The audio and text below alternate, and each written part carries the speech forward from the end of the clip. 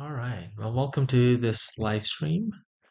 This is just an experimental stream, and I'm going to go through some of the examples in VerbaGPT and just kind of talk through them.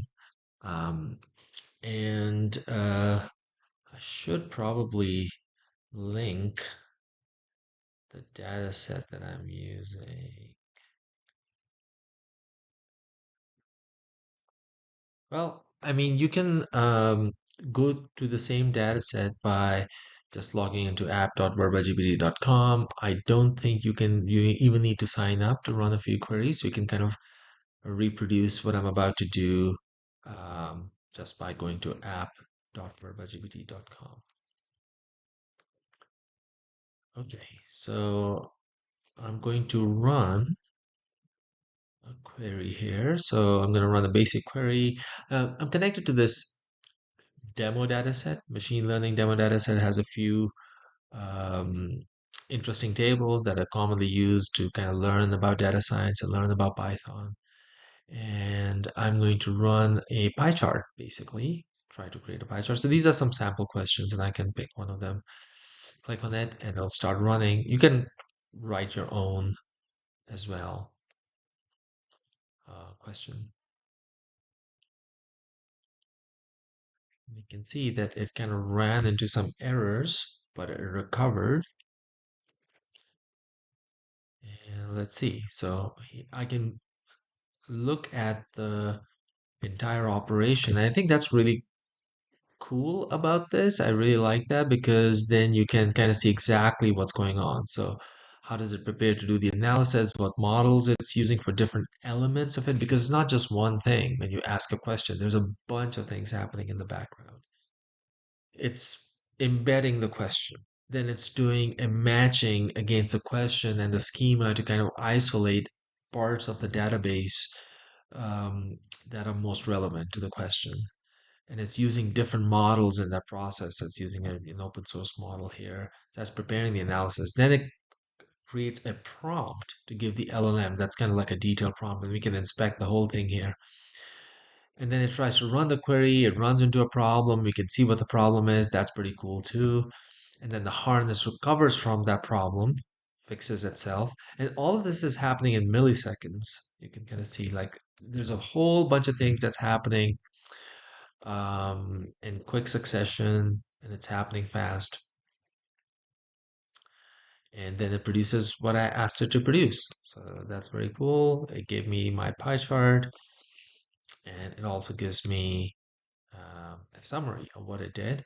And it's not using, one of the fancier models. It's using, ZAI GLM, which is a very good model, but it's open source, open weights. It's from Cerebrus, where it's running it from. We can use higher models here, but we don't need to. Um, okay, so let's try something else. Let's see. So there's a Titanic data set. Yeah, maybe we'll do something with the Titanic data set. So survival rates by passenger class and gender as a bar chart. Suppose we could do that. Um, I'm gonna run that. One thing's about the smaller models or the cheaper models is that they tend to run fast, which is pretty cool. Because I like speed when I'm trying to explore the data set and get some initial stuff done. If you're using this in work and production, you can still use this quick inference. I mean, it probably will give you the a very good answer most of the time. But if something like high stakes, you can do a quick inference. You can kind of understand the data set, explore it. It's like, oh, I understand what it's trying to tell me, and then you do the same query with a higher uh, heavier model, more expensive model that potentially is more accurate. I mean, it's not always the case. And see if, the findings are confirmed and they're the same as before. So you kind of do that. You can kind of mix and match. Okay, so that's pretty cool. It gives me the exact answer that I was that I wanted. Okay, let me go to something else.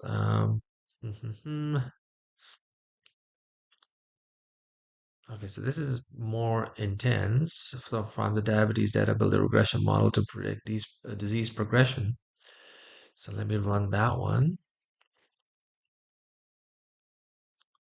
You can see it's doing a bunch of things in quick succession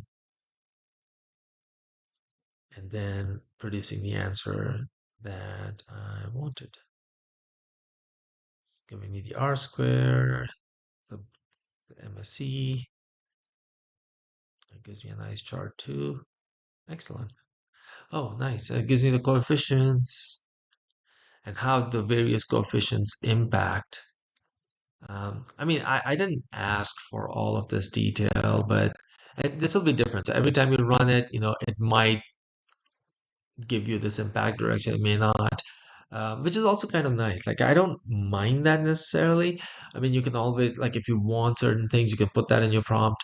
But if you're just playing around, letting the model do different things can actually be very useful because if this kind of a back direction column may not be something that you think of. So if you give it the exact output that you want, then you might miss out on having a column like that that could be useful in what you're trying to do. I can look at the sources that it used as well here. Mm-mm. Okay, let's see.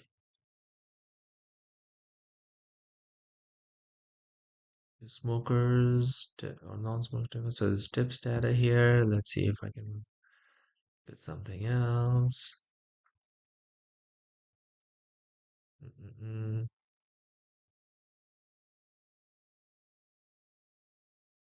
So another regression exercise, just for good measure.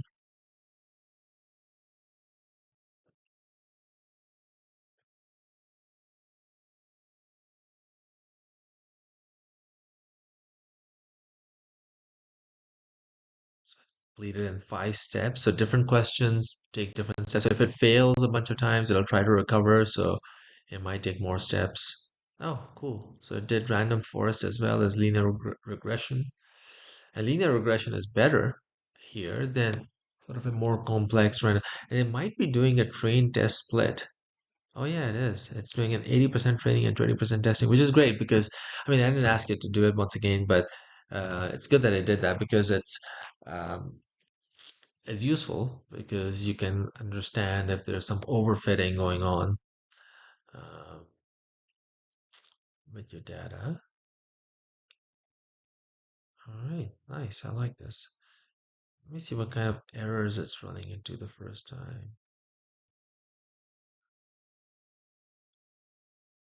So execution failed. I think it might be getting the name of the table wrong the first time around. Not sure why. But the neat thing is that it figured it out. Um, it recovered from the error itself. Okay. Um,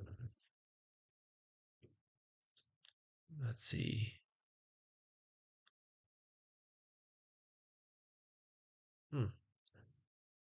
So there's some Spotify data in here too. From Spotify data, plot energy versus valence colored by genre. I don't even understand what that is.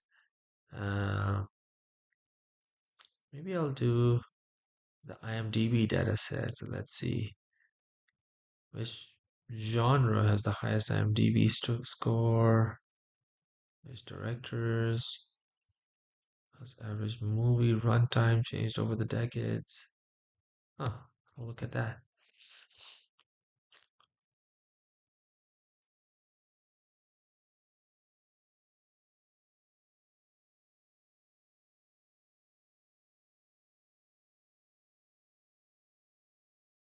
Oh, so it seems like average runtime has gone up from 1980. It used to be almost an hour, a little more than an hour and a half, and now it's up to 2 hours almost. Not a big change though, just a few minutes in terms of average. It hasn't changed that much. Nice.